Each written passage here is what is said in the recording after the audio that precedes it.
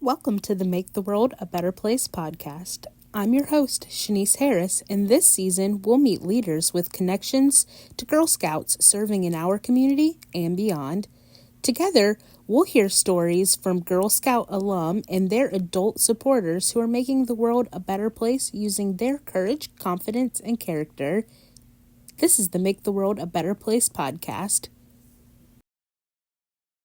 Hello, and welcome to the Make the World a Better Place podcast. I'm your host, Shanice Harris, and I'm here with a very special guest today. It's election season. We've got lots of energy buzzing around civic engagement in the voting process. I have Amanda Howie here. She's in her 19th year of public service in criminal justice in Virginia. She's currently the administrator of the Virginia Association of Commonwealth's Attorneys, and she successfully has led a Virginia Beach troop of Girl Scouts from Daisies to ambassadors. She's a member of the GSCCC Philanthropy Committee, an involved Girl Scout. She's also a lifetime member and a member of the Juliette Gordon Low Society. As an alum of VCU, she has a passion for Virginia, and she graduated with a bachelor's degree in mass communications. We so appreciate all the talent and time that Amanda brings to GSCCC. So I'd like to welcome her. Thank you for joining us, Amanda. Hi there. Thanks for having me. So I'm curious what it's like. What's the energy like in Richmond right now? It's election season. We're rolling into November. Sure. Sometimes I think the pace of Richmond never dies down because it is the capital of Virginia and there's always something going on with state government throughout the year. But certainly around election season and then gearing up toward the General Assembly session, which meets in January and February and sometimes into March, depending on whether it's a short session or a long session. Those are really the extra busy times of year.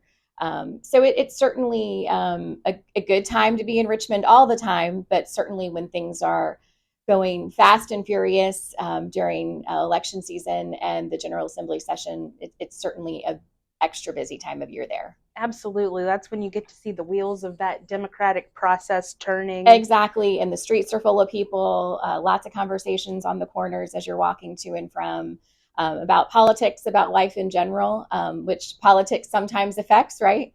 So lots of conversations happening as things, get busier and busier with election season and the General Assembly session.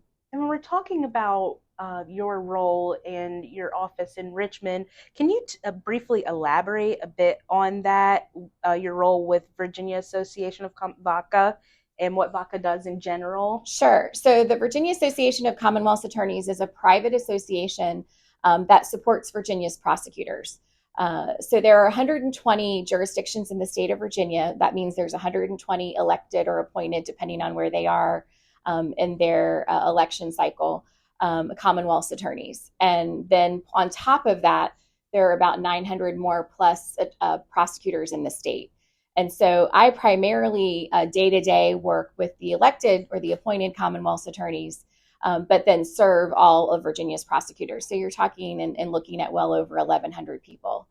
And part of what VACA does specifically as it relates to civic engagement is deal with the laws that exist in Virginia and how they relate to criminal justice and public safety.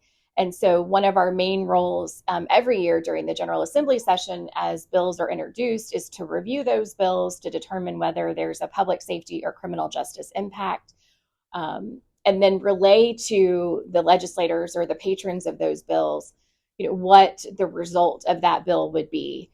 So sometimes there's an issue that maybe perhaps the patron or the legislator hasn't thought of. We kind of call those unintended consequences. And so you want to just bring forward to them and say, look, if this is what you're seeking to do, that's fine. We're just also letting you know X, Y, and Z about that, how this could impact public safety and criminal justice in Virginia.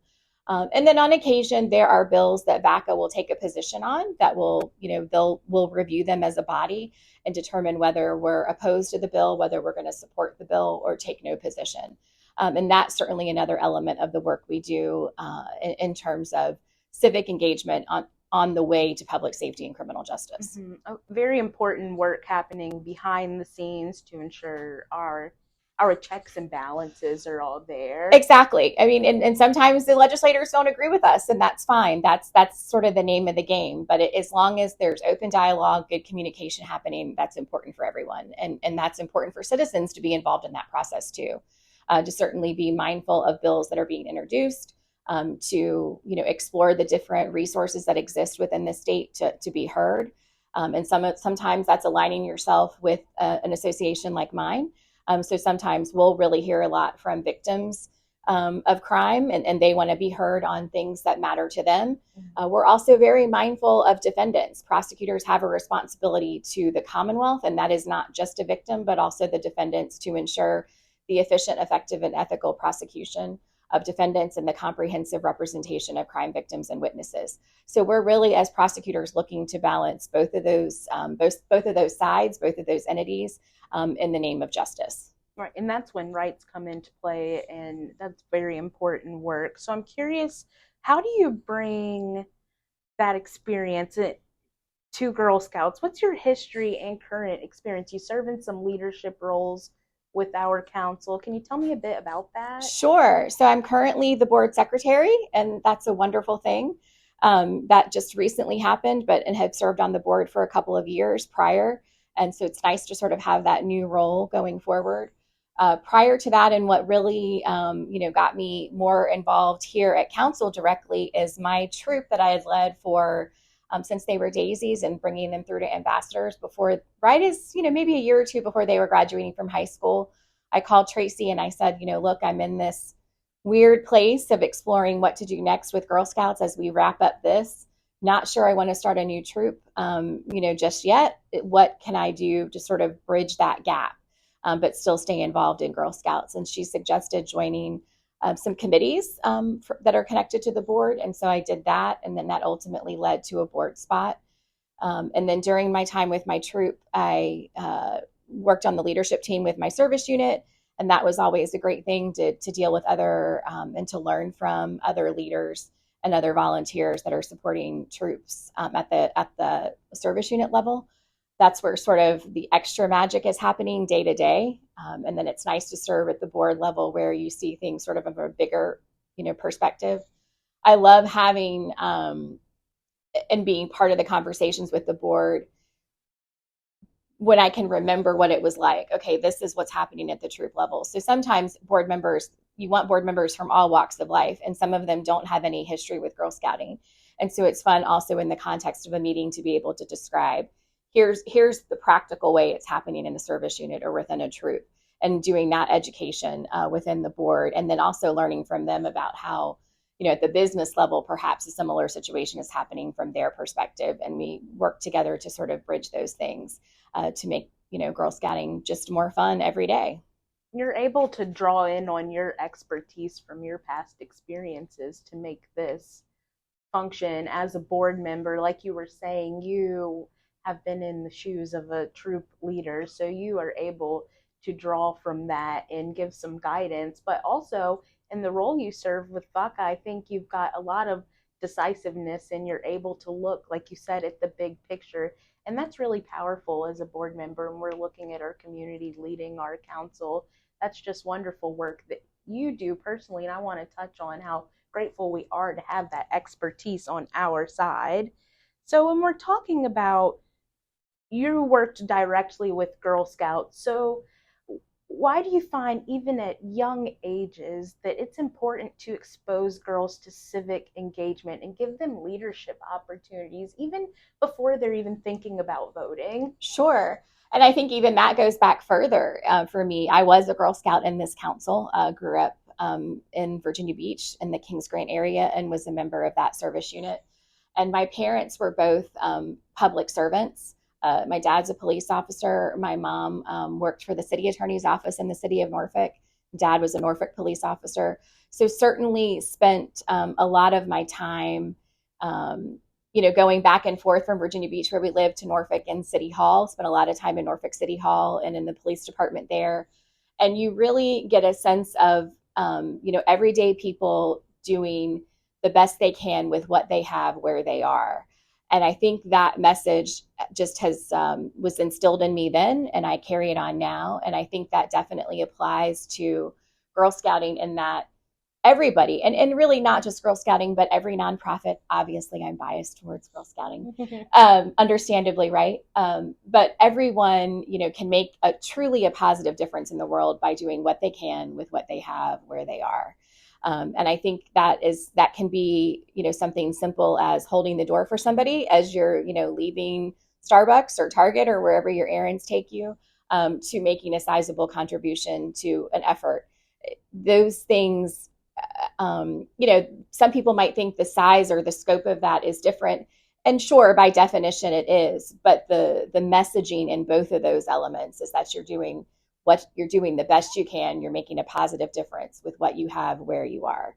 And I think that's really something that Girl Scouting especially taught me as a girl, then definitely something I shared with my troop as a leader.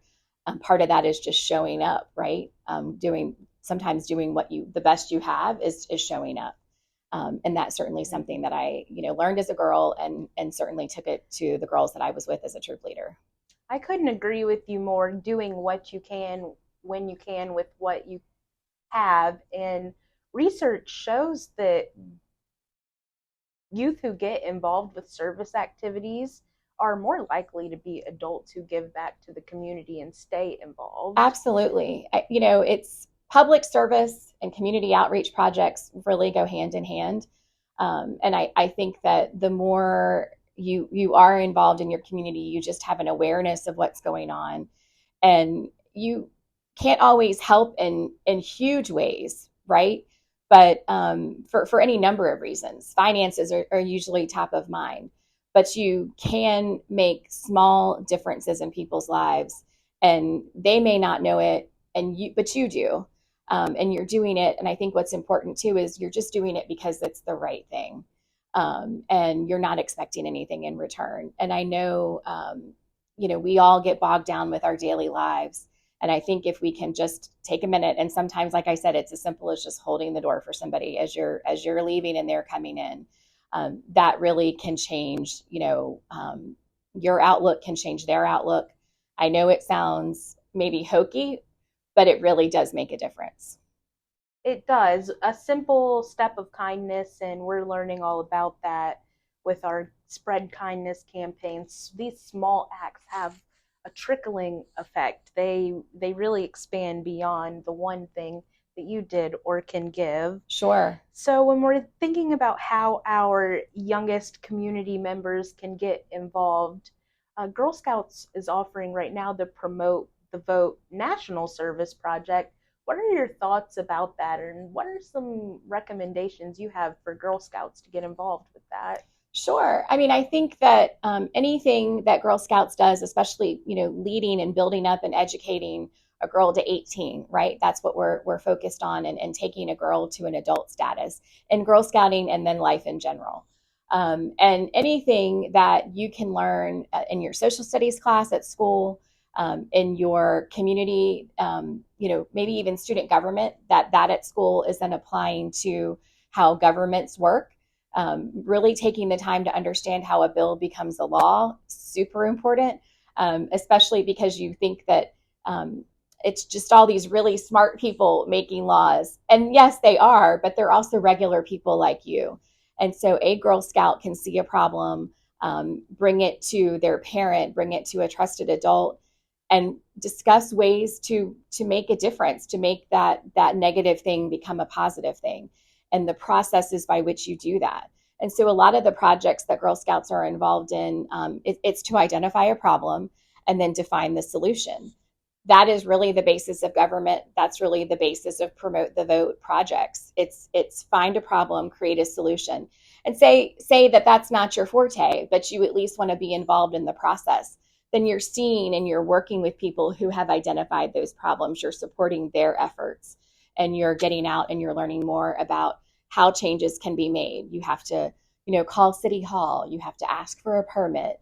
You have to go before City Council and make your pitch. You have to get funding. These are all the things that I think any project that Girl Scouting does encourages, someone to become involved in civic engagement. Certainly anything, you always want to be mindful of deadlines and registering to vote, and how important that is, and making sure that you're heard at that time, especially as you work toward 18. But troops of all ages right now, I think, can really find that they're supporting the democratic process by just engaging in conversations with their neighbors, and really just encouraging people to vote. Regardless of your politics, we can leave that on the sidelines. That's a personal thing for everyone. But as Girl Scouts and as a troop, just encouraging people to be a part of the democratic process is really important. You're so right. I think we'll find that just by being involved with the program, girls will pick up these leadership skills. Sure. And these good citizen traits that will truly last them for a lifetime. And like you were stating, picking up projects and interests of youth now, it's going to carry them on. Sure, it definitely. And I'll say I can't sit here and represent prosecutors and not say serving jury duty is a very important aspect of civic engagement. And that goes along with when you're a registered voter, and that process, continues as you get older. But hearing what's going on in your community through the court system is very important. And deciding what is acceptable to you, and understanding what the law says, and understanding what the evidence is in something, whether it's a civil or a criminal case.